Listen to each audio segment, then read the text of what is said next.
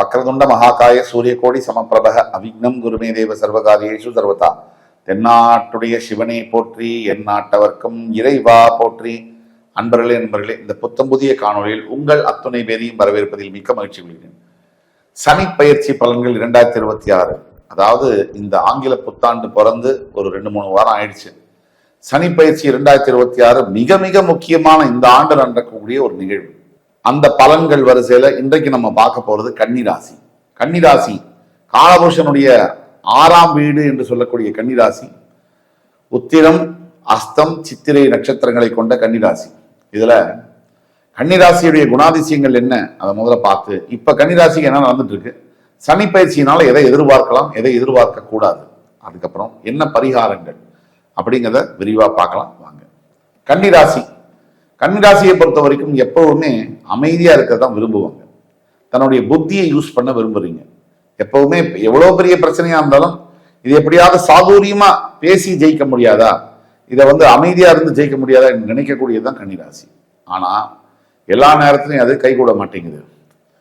2வது, கன்னிராசியை பொறுத்த வரைக்கும் என்னமோ முண்டி மோதி ஏதாவது ஒரு முயற்சி எடுக்கிறீங்க, நீங்க எதிர்பார்க்கிறது ஏதோ எங்கேயோ ஒரு தடப்பட்டு போய் நடக்காமையே போகுது. அடுத்தது கன்னிராசி, நீங்க வேகமா ஓடிட்டே இருக்கீங்க, பக்கத்துல ஒருத்தன் அழகா நடந்து போய் உங்களோட தாண்டி ஜெயிக்கிறான். இந்த 3 விஷயங்களும் கன்னிராசிக்கு நடந்துட்டு இருக்கு. இப்ப கன்னிராசிக்கு உங்களுடைய குணம் முக்கியமானது உங்களுடைய புத்தி கூர்மை, உங்க கூட பிறந்த ஞானம், உங்களோட கூட பிறந்த நிதானம், இதெல்லாம் இருக்கு, உங்களோட தெம்பு, உங்களோட பாசிட்டிவா. ஆனா சனி பயிற்சியில நீங்க எதை எதிர்பார்க்கலாம் அப்படின்னா, முக்கியமா கண்டக சனியாக உங்களுக்கு வாக்கிய பஞ்சாங்கப்படி கும்பராசியிலிருந்து மீனராசிக்கு சரியாக மார்ச் 6ஆம் தேதி பெயரவிருக்கிறார் சனி பகவான். இந்த மார்ச் 6 அன்னைக்கு கும்பத்திலிருந்து மீனத்துக்கு வரக்கூடிய சனி உங்களுக்கு கண்டக சனியா இருக்காரு.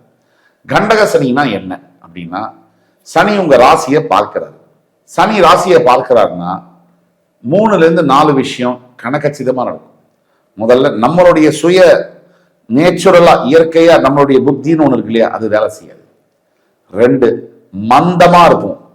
ஒரு வேலையை சுறுசுறுப்பா செய்யக்கூடிய ஒரு ஆளு திடீர்னு பாத்தீங்கன்னா மந்தமா இருக்கும், சோம்பேறித்தனப்படுறது. 3, தன்னால இதை செய்ய முடியுமா, தன்னம்பிக்கைக்கு ஆப்போசிட்டா எதிர்மறையா யோசிக்கிறது, தன்னம்பிக்கை இழந்து யோசிக்கிறது. இது 3 கண்டிப்பா நடக்கும்.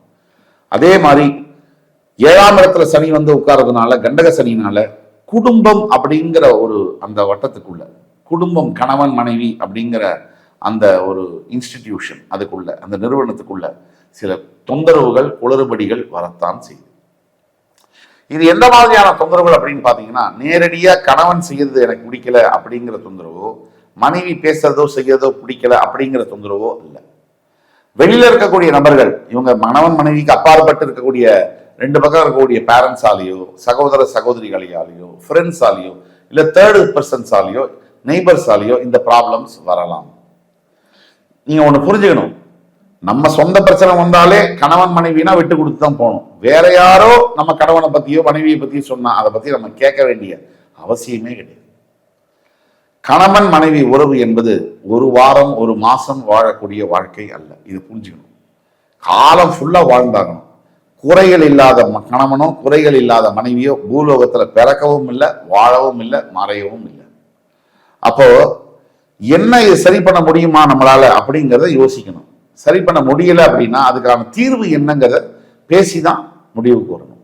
கணவன் மனைவிக்குள்ள இருக்கக்கூடிய குளறுபடிகள்ல முக்கியமா இந்த கண்டக சனியினால வாக்குவாதங்கள், சாதாரணமா ஆரம்பிக்கக்கூடிய பேச்சு பெரிய லெவல்ல 1-2 ஆகி 2-4 ஆகி 4-8 ஆகி 8-16 ஆகி பேன் பெருமாள் ஆயிடும்.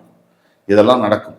இதுல நீங்க எங்க கேர்ஃபுல்லா இருக்கணும்னா, பேசுறதுல ரொம்ப கவனமாக இருக்கணும். மனைவி கிட்ட பேசும்போது ஒரு தடவைக்கு 2 தடவை யோசிச்சு பேசுங்க. கணவன்கிட்ட பேசும்போது அதே மாதிரிதான்.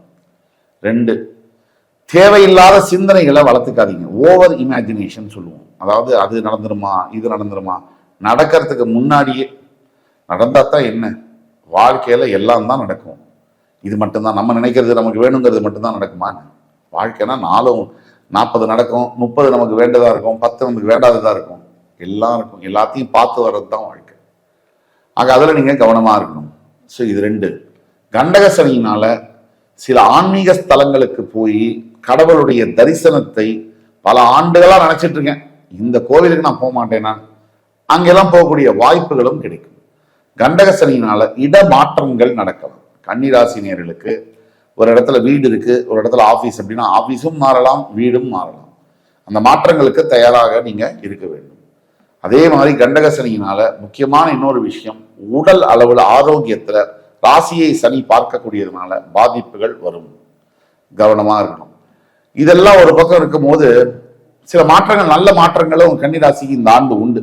பல கஷ்டங்களை தாண்டி, பல சோதனைகளை தாண்டி இந்த ஆண்டு தான் கன்னிராசினியர்கள் மார்ச் 6ஆம் தேதிக்கு பிறகு உயர் பதவிகளில் உட்காருவதோ அல்லது பொருளாதார நிலையில பெருமளவு பெருக்கி, அதாவது ஒரு பணம் வரவுங்கிறது, இன்கம்ங்கிறது பல டைம்ஸ் மேனிஃபை, அதாவது பண வரவு பல டைம்ஸ் மேக்னிஃபைட் ஆகிறதோ, இதெல்லாம் இந்த காலகட்டத்தில் நடக்கும். ஆக ஒட்டு மொத்தத்தில் சனியுடைய பயிற்சியானது நல்ல பலன்களை தான் தரும். இந்த பரிகாரத்துக்கு எதை எதிர்பார்க்கலாம், எதை எதிர்பார்க்க கூடாதுன்னு நம்ம சொன்னோம். அதை பத்தி விரிவா பேசணும். பரிகாரம்ன்றது என்ன? பரிகாரம் அப்படின்னா நமக்கு ஒரு பிரச்சனை இருக்கு, முதல்ல அந்த பிரச்சனை நம்ம இருக்கு அப்படின்னு உணரணும். அதை விட நம்ம கவலைப்பட்டுட்டு உட்காரக்கூடாது. அந்த பிரச்சனையை எப்படி சமாளிக்கலாம் அப்படிங்கிறது தான் பரிகாரம். எதை செய்து அந்த பிரச்சனையை ஜெயிக்கணும் அப்படிங்கிறது தான் பரிகாரம். இந்த இறைவன் விஷயத்துல, ஆன்மீக விஷயத்துல பாத்தீங்கன்னா முதல் பரிகாரம் என்பது செல்ஃப் ஒழுக்கம், சுய ஒழுக்கம். அதுதான் முதல் பரிகாரம்.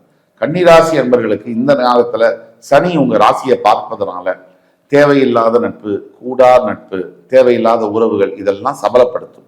இதெல்லாம் நீங்க சுய ஒழுக்கத்தின் அடிப்படையில கட்டுப்படுத்தி வைக்கணும். அதே மாதிரி இன்னொரு விஷயம் என்னன்னா, பரிகாரமா இந்த ஆன்மீக ஸ்தலங்கள்ல முக்கியமா நீங்க போகக்கூடிய ஸ்தலங்கள் எது அப்படின்னு பாத்தீங்கன்னா, இந்த திருநாகேஸ்வரம், தஞ்சை மாவட்டத்தில் இருக்கக்கூடிய கும்பகோணத்து அருகில் இருக்கக்கூடிய திருநாகேஸ்வரம் ஸ்தலம், அதே மாதிரி ஈஸ்வரனுடைய பழைய ஸ்தலங்கள், திருவிடை மருதூர், இந்த மாதிரி கோவில்கள், ஏகாம்பரேஸ்வரர் கோவில்கள், பழைய கோவில்களை நீங்க பார்க்கணும். இங்கெல்லாம் போறதுக்கெல்லாம் எனக்கு வசதி எல்லாம் பெரிய அளவில் இல்லை சார், நான் என்ன சார் பண்ணணும்? ஒரு சராசரி கூலி தொழிலாளி, கவலையே தேவையில்லை. வீட்டில் ஒரு சின்ன லிங்கம் வாங்கி வச்சு, அந்த ஸ்படிக லிங்கமோ இல்லை மரகத லிங்கமோ, சின்னதாக ஏதாவது ஒரு லிங்கம் வாங்கி வச்சு, அந்த கருங்காலில் இருக்கக்கூடிய லிங்கமோ ஏதோ வாங்கி வச்சு அதை வழிபட உங்களுக்கு மிகப்பெரிய தொந்தரவுகள்லேருந்து விடுபடக்கூடும்.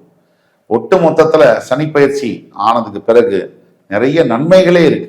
நம்ம சொன்னதெல்லாம் ஜாக்கிரதையா இருக்கணும்னு பல விஷயம் சொல்லியிருந்தால் கூட மறைந்திருக்கக்கூடிய விஷயத்துல பல நன்மைகள் இருக்கு.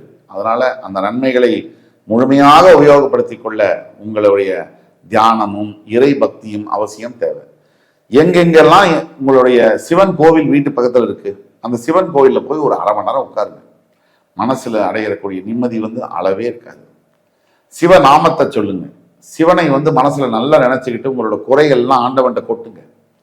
இப்படி செய்ய செய்ய ஓம் நம சிவாய நமக இந்த மந்திரத்தை தினமும் காலையில சீக்கிரமா எழுந்து 108 தடவை சொல்லணும். சொல்ல சொல்ல சொல்ல சொல்ல உங்களுடைய வாழ்க்கையில கொஞ்சம் கொஞ்சம் கொஞ்சம் கொஞ்சமா அந்த மாற்றங்கள் படிப்படியா தெரியும். ஒரு மாசத்துக்குள்ள பெருமளவு உங்க பிரச்சனைகள்லாம் தீர்ந்திருக்கும்.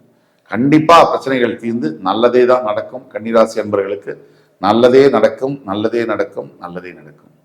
இந்த காணொலி உங்களுக்கு பிடிச்சிருக்கும்னு நம்புறேன். அடுத்து வரும் காணொலியில் வேறொரு சந்தர்ப்பத்தில் மறுபடியும் உங்கள் எல்லோரையும் சந்திக்கும் வரை உங்களிடமிருந்து விடைபெறுவது உங்கள் சுபாஷ் பாலகிருஷ்ணன். நன்றி, வணக்கம், வாழ்க வளமுடன்.